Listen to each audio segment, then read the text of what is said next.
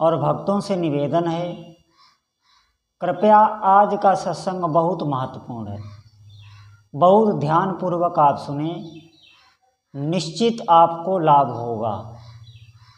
आप इसी शरीर से, इसी जन्म में और इन्हीं आँखों से अलौकिक दृश्यों को देख सकेंगे, इन्हीं स्थूल आँखों से। जो ये आँखें भौतिक हैं, जिनसे हम इस संसार का ही आकर्षण देख रहे हैं, इन्हीं आँखों से सब कुछ दिख जाता है। निश्चित आप विश्वास करें और इस बात पर विश्वास करके आप चलें। सभी भक्तों से अनुरोध है, पूरा सत्संग सुने। आज आपको निश्चित मानिए बहुत लाभ मिलने वाला है। बहुत ध्यानपूर्वक सुने। देखिए, सभी साधकों से एक बात मैं निवेदित करता हूँ कि कोई भी आपके साथ नहीं है, कोई भी आपके साथ नहीं है। भ्रम में ना रहें, कोई साथ देने वाला नहीं है। यहाँ तक कि ये शरीर, ये मन, ये बुद्धि, ये भी साथ देने वाले आपके नहीं हैं। आप बिल्कुल अकेले खड़े हैं। सिर्फ आपके इष्ट देव, आपके प्रभु ही आपके साथ रहते हैं, बाकी सब साथ छोड़ देते हैं। और इसका उदाहरण अब आप कहेंगे कि इसका उदाहरण क्या है, कैसे हम समझें? तो मैं बता रहा हूँ, जब आप नींद में जाते हो तो आपका कोई भी सगा संबंधी, जिससे प्रेम करते हैं, कोई भी हो, वो आपके साथ ही रहेगा। और आप नींद में जब जाएंगे तो वो आपका साथ छोड़ देगा। वहाँ पर देखना आप अकेले ही होते हैं। ये अनुभव आप कर लीजिए। ये तो अनुभव सबको पता है। नींद में आप तो अकेले होते हैं, कौन होता है आपके साथ? लेकिन वहाँ पर भी आपके इष्ट देव, आपके प्रभु आपके साथ होते हैं। अब आप कहेंगे हम तो उनको नहीं देख पाते। तो आप कैसे देख पाएंगे जब आपने उनसे कोई संबंध नहीं बताया, जब आपने उनसे कोई मिलने की इच्छा नहीं की, आपने उनका भजन नहीं किया, तो कैसे वो आपके ज्ञान में आए? वो आपके ज्ञान में तभी आएंगे जिस तरह हम संसार में स्त्री पुरुषों से व्यवहार बनाते हैं, उनके मन की करते हैं, उनसे संबंध बनाते हैं, उसी प्रकार हमें भगवान से बनाना होता है। आप समझें तो वो बहुत जल्दी रीझने लगते हैं। ऐसा नहीं है कि वो बहुत समय लगाते हैं, या बहुत भक्त ऐसा कहते हैं कि मैं तो बहुत दिनों से प्रार्थना कर रहा हूँ, भजन कर रहा हूँ, मुझे कुछ समझ में नहीं आ रहा है, मुझे कुछ अनुभव नहीं हो रहा है। नहीं, ये बिल्कुल गलत बात है, मानने वाली बात नहीं है। देखिए, जो बात मानने वाली होगी वो मानी जाएगी। आप ठीक से नहीं चल रहे हो। आप उनके नाम का स्मरण कीजिए, उनका ही इंतजार अंदर रखिए, उनके लिए ही जगह बनाए रखिए। प्रेम संबंध तो सबसे निभाइए, वो करिए मत। प्रेम संबंध सबसे निभाना है, करना नहीं है। करना अपने प्रभु से ही है। तो देखना उनका अनुभव आपको होने लगेगा, स्वप्न में भी होने लगेगा, जागृत में भी होने लगेगा, सुसुप्ति में भी होने लगेगा। और वही आपके साथ है और कोई साथ नहीं। ये भ्रम, इस भ्रम को आप हटा दें, मेरी इस बात को समझें। कोई साथ देने वाला नहीं है, क्यों हम चक्कर में पड़े हैं? हाँ, हमें छोड़ना नहीं है, ऐसे में छोड़ भी नहीं कुछ सकते। आप क्या समझते हैं आप छोड़ के कहीं चले जाएंगे? आप कुछ भी नहीं छोड़ सकते। आप जहाँ जाएंगे, ये मन तो आपके साथ ही जा रहा है, और इस मन की जहाँ जहाँ आसक्ति है वो भी आपके साथ ही जाएगी। तो फिर निश्चित ही उनसे दोबारा फिर आपको संबंध बनाना पड़ेगा, क्योंकि आप रह ही नहीं सकते। जाएंगे कहाँ? हम कहीं नहीं जा सकते। हमें जहाँ हैं, जैसे भी हैं, उसी हालात में भजन करना है, वहीं पे अपने इष्ट देव का अनुभव करना है, उन्हीं सब में करना है। वो सब आपके हो जाएंगे, आपके अपने हो जाएंगे। जब आप अपने इष्ट देव के हो जाएंगे तो सब आपके हो जाएंगे। ये भी ध्यान रखना आप, ऐसा कोई नहीं है जो आपका ना हो जाए, उसमें आपको अपने इष्ट देव नज़र ना आए, ऐसा कोई भी नहीं है। न व्यक्ति रहेगा, न वस्तु रहेगी, न स्थान रहेगा, न कोई घटना, न समय, कुछ भी ऐसा नहीं रहेगा। हर क्षण आपको अनुभव में आने लगेगा। और इन्हीं आँखों से मधुर मधुर आप उनकी छवि देख सकेंगे। इसी चित्त से आप उनकी मधुर मधुर स्मृति कर सकेंगे, याद कर सकेंगे, और याद में वो आपकी होंगे, आपका रोम रोम पुलकित होने लगेगा, आनंद से आप भर जाएंगे। जब भी उनकी सच्ची याद आती है, निश्चित मानिए जीव निहाल हो जाता है, निहाल हो जाता है जीव। जिस समय अपने इष्ट देवता की सच्ची याद आती, जिस समय अपने इष्ट देवता की सच्ची याद आती है, जीव निहाल हो जाता है, आनंद से रोम रोम भर जाता है। आप विश्वास करें इस बात पर, और आप बिल्कुल निर्भीक रहें। आप थोड़े दिन भजन करेंगे, आप निर्भीक होने लगेंगे, बिल्कुल निर्भीक होने लगेंगे।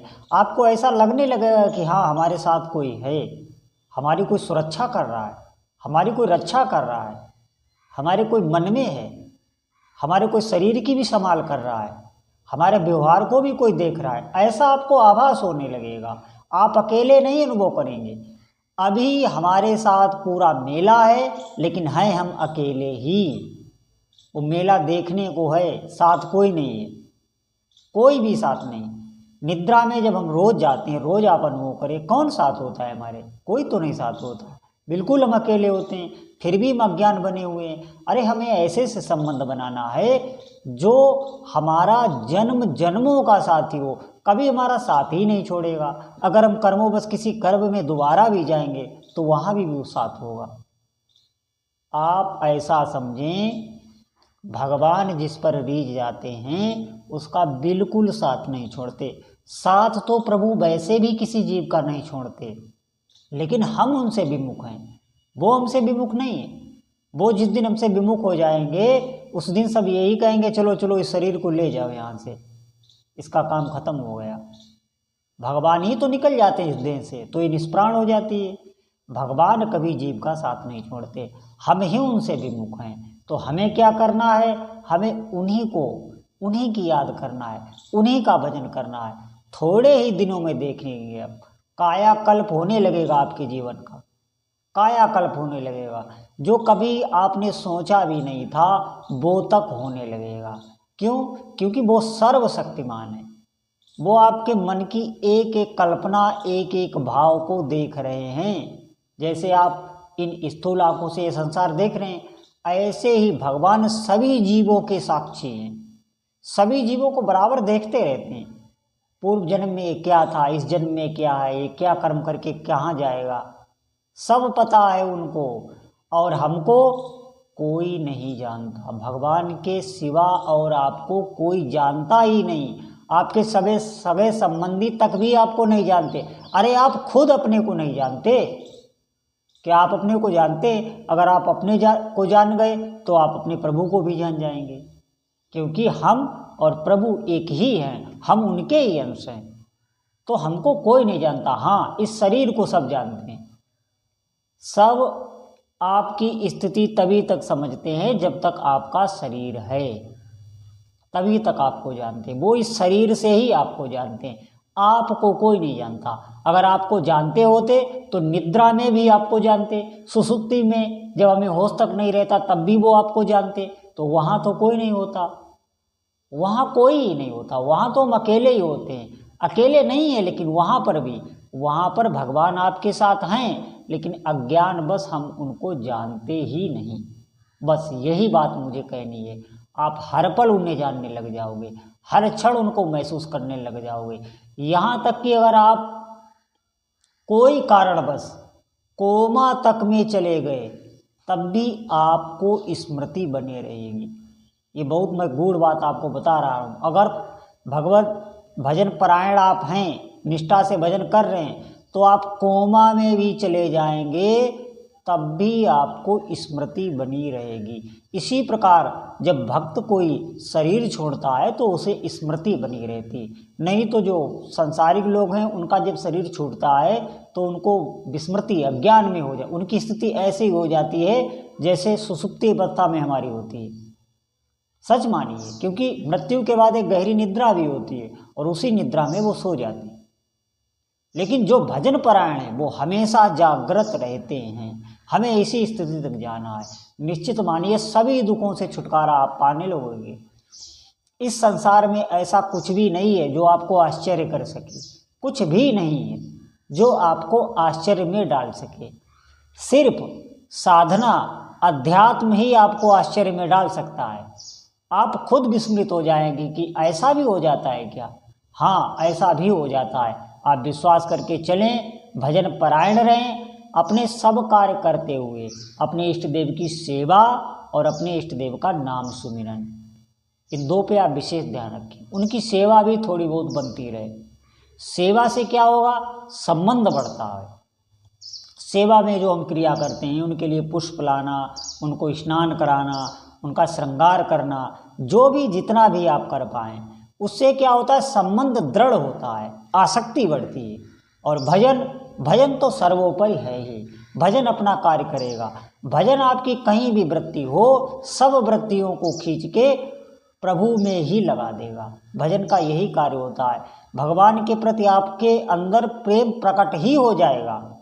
और जो आप चिंतन करते रहते हैं, नाना संसार की भौतिक वस्तुओं का, जो भी सामग्रियों का, जो भी आपको चाहिए, वो स्वतः आने लगेगा। वो भजन का इतना प्रभाव होता है, इतनी ऊर्जा भजन में होती है कि वो ऊर्जा पूरे ब्रह्मांड में फिर फैल जाती है।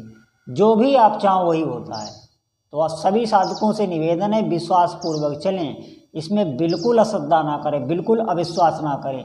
जो लोग भी ऐसी बातें करें, उन लोगों से दूर रहें। अपनी श्रद्धा का हनन ना करें, श्रद्धा को बढ़ाएं, घटने ना दें।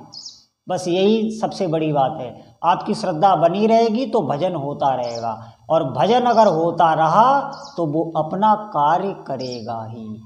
भजन अपना कार्य करता है। जैसे सबका स्वभाव है, अग्नि का है, विष का है, सबका स्वभाव है, सूर्य का है, चंद्र का है, पेड़ पौधों का है, पशु पक्षियों का है, सबका अलग अलग स्वभाव है। ऐसे ही भजन का स्वभाव है। अगर वो आप करते रहेंगे तो वो अपना कार्य करेगा ही। बोलो जय जय श्री सीताराम।